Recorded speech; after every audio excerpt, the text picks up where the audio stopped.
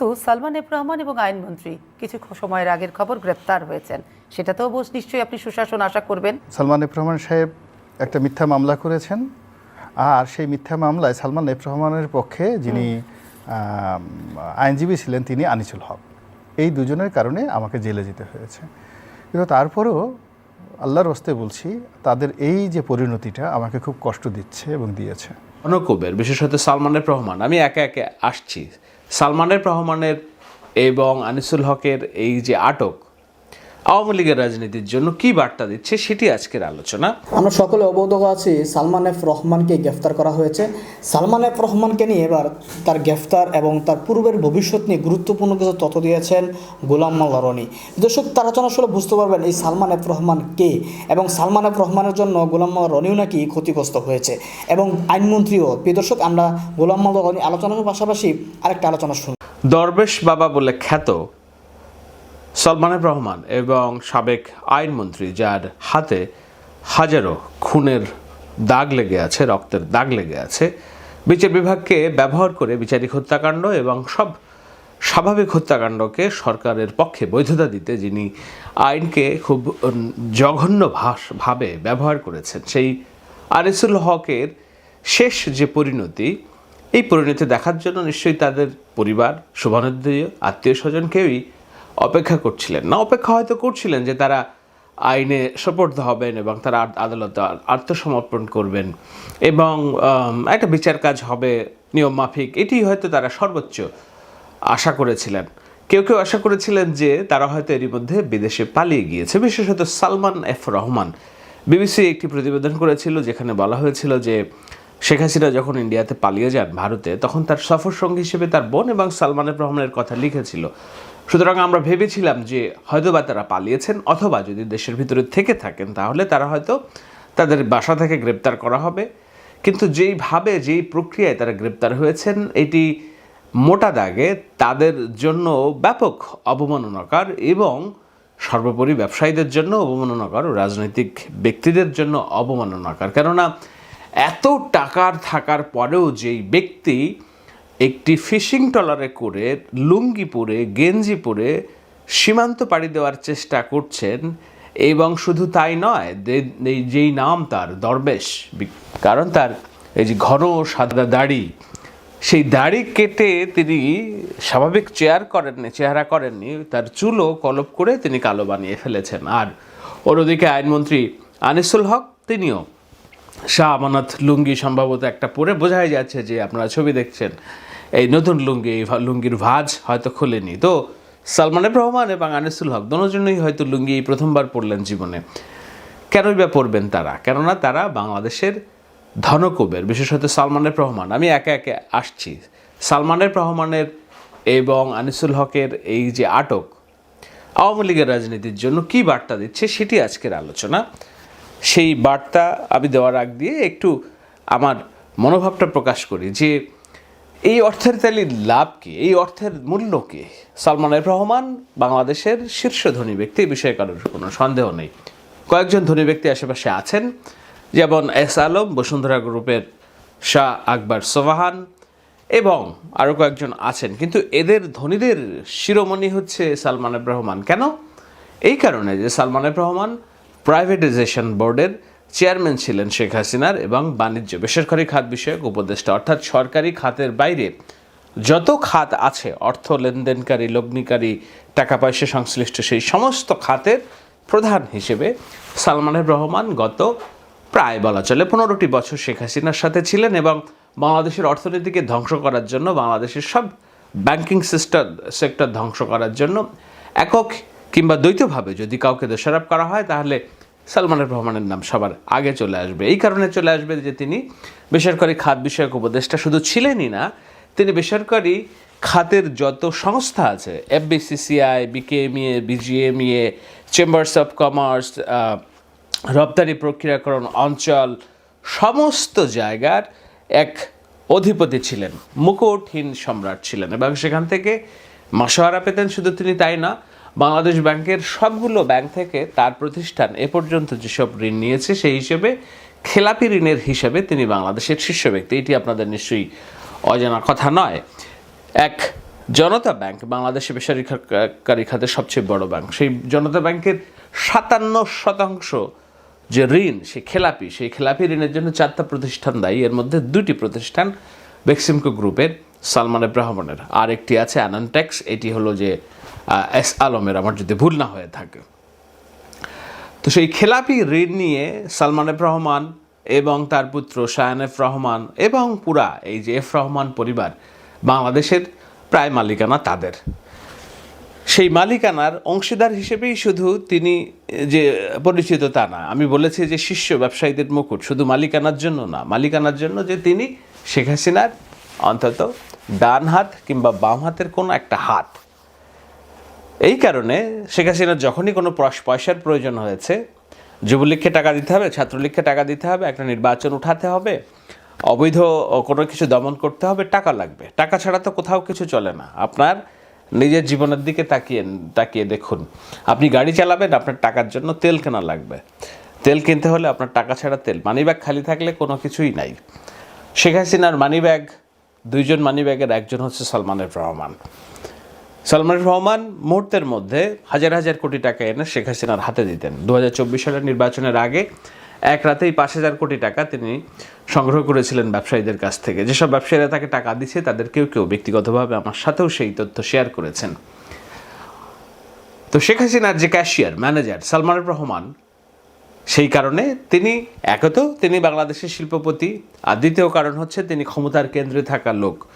জোর করে তিনি সংসদ সদস্য হয়েছেন 2বার, এই কথা না বললাম, কিন্তু এই যে বেসরকারি খাত বিষয়ক যে উপদেষ্টা এবং যুক্তরাষ্ট্রসহ অন্যান্য পশ্চিমা দেশের সাথে শেখ হাসিনা সরকারের যোগসাজশ করিয়ে, আপনাদের নিশ্চয়ই মনে আছে ডোনাল্ড লু এবং এই যে পিটার হাস নির্বাচনের আগ দিয়ে যে সরকারের সাথে সমঝোতার যে চেষ্টা করতেন, সেখানে ডোনাল্ড লু, পিটার হাস তারা কার বাসায় যে রাত্রি খেয়েছিলেন? সালমান এফ রহমানের বাসায়। এই ধরনের যোগাযোগ সম্পন্ন একজন ব্যক্তি, তার যখন পরিণতি হয় এই রকম শাহ আমানত লুঙ্গি পরে নৌকায় একেবারে হতবিহ্বল বসে আছেন, এবং তার শুধু তাই না, এটা মোনাফেকের চরিত্র তিনি ধারণ করে রেখেছিলেন, সেই দাড়ি কেটে পালাতে যাচ্ছিলেন, তাদেরকে আটক করার যে বার্তা, ছোটোখাটো বার্তা নয় কিন্তু বড় বার্তা। কী বার্তা সেটি আমি আসছি, তবে তার আগে আনিসুলের কথাও একটু বলি। আনিসুল হক বাংলাদেশের টেকনোক্র্যাট কোথায় মন্ত্রী। শেখ হাসিনার আওয়ামী লীগ রাজনৈতিক দলে এত জঘন্য কাজ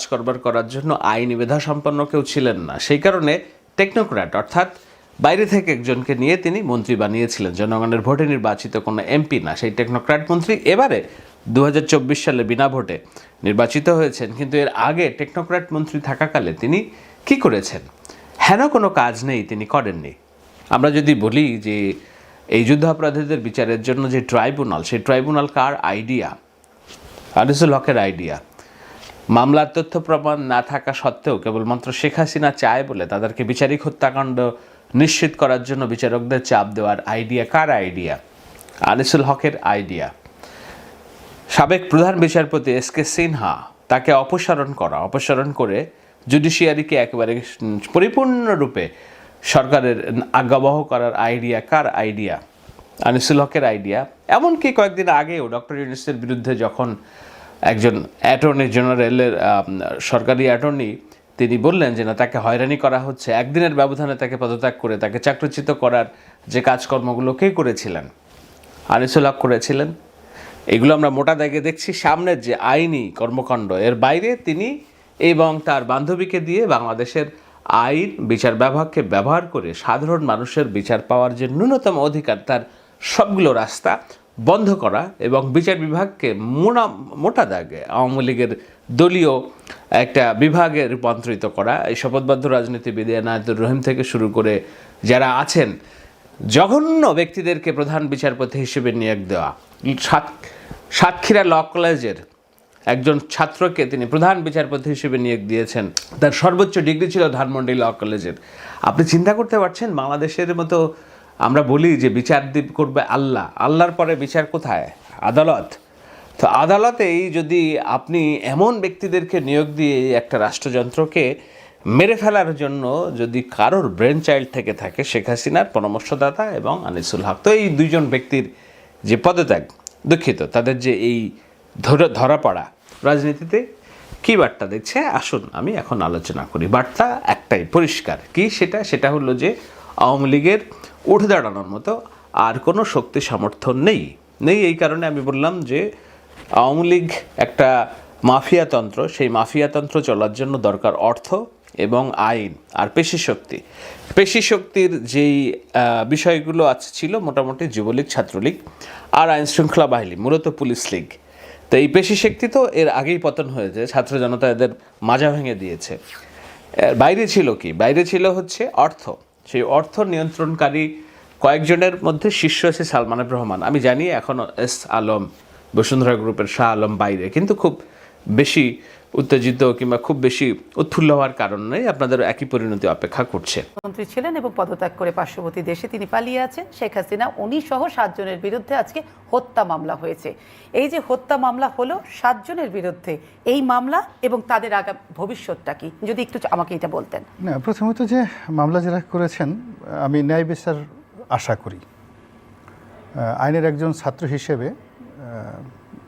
মনে করি যে মামলাটা, যে অভিযোগগুলো আছেন সেই অভিযোগগুলো আদালতে প্রমাণ, যারা সে অভিযুক্ত তারা প্রমাণ করবেন। এবং তারা এতদিন যাবৎ দেশের বিচার ব্যবস্থা সম্পর্কে যে বড় বড় কথা বলেছেন, স্বাধীন এবং ন্যায় বিচার, তো তারা এসে সেই বিচার ব্যবস্থার উপর নিজেদের আস্থা প্রমাণ করবেন। আর অন্যদিকে আমাদের যে বিচার ব্যবস্থা, এই যে বৈষম্যহীন একটা আন্দোলন হলো যুগান্তকারী, সারা বিশ্বে এরকম আর দ্বিতীয় নজির নেই। এই আন্দোলনের পরে আমাদের বিচার বিভাগ যে সত্যিকার অর্থে নির্ভরযোগ্য একটি বিচার বিভাগ হয়েছে, যেখানে যে কোনো মানুষই ন্যায় বিচার পাওয়ার আশা করতে পারে, ভরসা করতে পারে। যে কষ্ট ডক্টর মোহাম্মদ ইউনূস পেয়েছেন ওই বিচারালয় থেকে, সেই কষ্ট যেন তার শত্রুরা না পান, এটার মধ্যেই তার শ্রেষ্ঠত্ব নির্ভর করবে, কাজ করবে। আমি সেটাই আশা করি যে মামলার মতো হচ্ছে, আরও মামলা হবে, আরও যারা অভিযুক্ত ব্যক্তি রয়েছেন। আমার কাছে মনে হচ্ছে তো প্রায় 2000-2500 মানুষ মারা গিয়েছে বিভিন্ন সময়টিতে, হেফাজতের সময় যে ক্যাজুয়ালিটি হয়েছে সেগুলোর বিরুদ্ধে মামলা হবে। তারপর অন্যান্য যে খুন জখম হয়েছে, 800 গুম হয়েছে, সব মামলাগুলো হবে এবং সেই মামলাতে অনেক মানুষই অভিযুক্ত হবেন। কিন্তু কোনো অবস্থাতে যেন বিচারের সঙ্গে প্রতিহিংসা যুক্ত না হয়, বিচারের সঙ্গে অবিচার যুক্ত না হয়, তাহলে আর এই যে গণ অভ্যুত্থানের যে সৌন্দর্যটা, মাধুর্যটা, এটা থাকবে না। আর একটা যেটা ছোট করে জানতে চাই যে আপনি আইনের প্রতি, যেটা কথা শুনে মনে হলো যে আপনি আইনের প্রতি আস্থাশীল এবং সুশাসন আসবে, যে সব কিছুর অভাবে গণ অভ্যুত্থান হয়েছে সেটা যেন কখনো পুনরাবৃত্তি না হয়। কিন্তু সালমান এফ রহমান এবং আইনমন্ত্রী কিছু সময়ের আগের খবর গ্রেপ্তার হয়েছেন, সেটাতেও নিশ্চয়ই আপনি সুশাসন আশা করবেন। প্রথমত যে এই দুজন দ্বারা আমার রাজনৈতিক ক্যারিয়ার, একদম আওয়ামী লীগের সঙ্গে আমার সম্পর্কটা ইতি ঘটেছে এই দুজনের কারণে। এবং সালমান এফ রহমান সাহেব একটা মিথ্যা মামলা করেছেন, আর সেই মিথ্যা মামলায় সালমান এফ রহমানের পক্ষে যিনি আইনজীবী ছিলেন তিনি আনিসুল হক। এই দুজনের কারণে আমাকে জেলে যেতে হয়েছে। কিন্তু তারপরেও আল্লাহর হস্তে বলছি, তাদের এই যে পরিণতিটা আমাকে খুব কষ্ট দিচ্ছে এবং দিয়েছে। এবং আমি এই মসজিদে এশারে নামাজ পড়ে আসলাম আপনার এখানে আসার আগে, আমি বলেছি, আল্লাহ তুমি তাদেরকে হেফাজত করো আর হেদায়েত দান করো, শুধু এতটুকুই কথা। এবং বাংলাদেশে যেন কোনো অবস্থাতে আমার আনিসুল হকের কথা স্মরণ হলেই তার বাবার কথা মনে হয়, Sirajul Haq, one of the eminent criminal expert in the Asian subcontinent. তো এত বড় একটা মানুষের সন্তান আজ তার এই অবস্থা। কিংবা সালমান এফ রহমান সাহেবের বাবা ছিলেন ফজলুর রহমান, পাকিস্তান সেন্ট্রাল গভর্নমেন্টের বাণিজ্য মন্ত্রী ছিলেন। এবং 80-র দশকে বাংলাদেশে পুরো যে কর্পোরেট কালচারটা যিনি তৈরি করেছেন সালমান এফ রহমান, মানুষ তখন সরকারি চাকরি বাদ দিয়ে ব্যাকসিমকোতে চাকরি করার স্বপ্ন দেখত 80-র দশকে। এখন তাদের এই যে অধঃপতনটা হলো বা তারা যে কষ্ট পেয়েছে, এই বয়সে কেন তাদেরকে পালাতে হবে? এই জায়গা থেকে বর্তমানে যারা সালমান এফ রহমান হতে চান বা যারা আইনমন্ত্রী হতে চান, তারা এখান থেকে যদি শিক্ষা গ্রহণ করেন, হেদায়েত লাভ করেন, এটাই হবে গণ অভ্যুত্থানের সফলতা। তারা যেহেতু আইনের কাছে এখন বন্দী, তাদের ব্যাপারে কোনো বিষোদ্গার করার, নেতিবাচক কথা বলার কোনো দরকার নেই, প্রয়োজন নেই, এবং আমার রুচিতেও বাধে। আমি বরং তাদের জন্য দোয়া করি। কারণ ওনারা যেটা কথা হলো যে আপনি বলছেন আপনার ব্যক্তিগত জীবনের তিক্ততা আছে, কারণ এই দুই ব্যক্তি আপনার রাজনৈতিক জীবনকে তিক্ত করে দিয়েছিল। সুতরাং আপনি হয়তো এখানে এসে একজন গুণী মানুষ, সম্মানিত রাজনীতিবিদ, আপনি আপনার ব্যক্তিগত তিক্ততার কথা বলছেন যে কী কী অন্যায় হয়েছিল, এবং আরও অনেকে যারা হয়তো এসে বলতে পারছে না, তারাও তো জানে যে তিনারা কি করেছিলেন। তো সেই জায়গা থেকে হয়তো সব মানুষই বলছে আজকে পালাবি কোথায়, এই তো। না সেটা হোক, বাট আমি তবুও তাদের জন্য ন্যায় বিচার প্রার্থনা করি। তারা যেন কোনো অবস্থাতেই অবিচারের শিকার না হয়, জুলুমের শিকার না হয়, অত্যাচারের শিকার না হয়। তারা যে অন্যায় করেছে ওই অন্যায়গুলো শাস্তি যেন তারা আইনগত কাঠামোর মধ্যে পায়। আমি একটু রাশেদ। দর্শক, আলোচনাগুলো শুনেছেন, শুনে বুঝতে পেরেছেন যে সালমান এফ রহমান কে। সালমান এফ রহমান এবং আইনমন্ত্রী আনিসুল হক, এরা আইন বিভাগ এবং দেশের অর্থনীতি এই দুইজনের কাছেই ধ্বংস হয়েছে। তো এই দুইজনের এই বিবস্ত, এই ঐতিহাসিকভাবে দেখে হয়তোবা দেখতে মানুষও প্রস্তুত ছিল না, কিন্তু তাদের কপাল এটা ছিল। কারণ তারা মানুষের যেই বরদোয়া, মানুষের যেই ঘৃণা তারা অর্জন করেছে, তাদের জন্য এটা যথেষ্ট নয়, তাদের জন্য আরও বড় কিছু অপেক্ষা করছে হয়তোবা।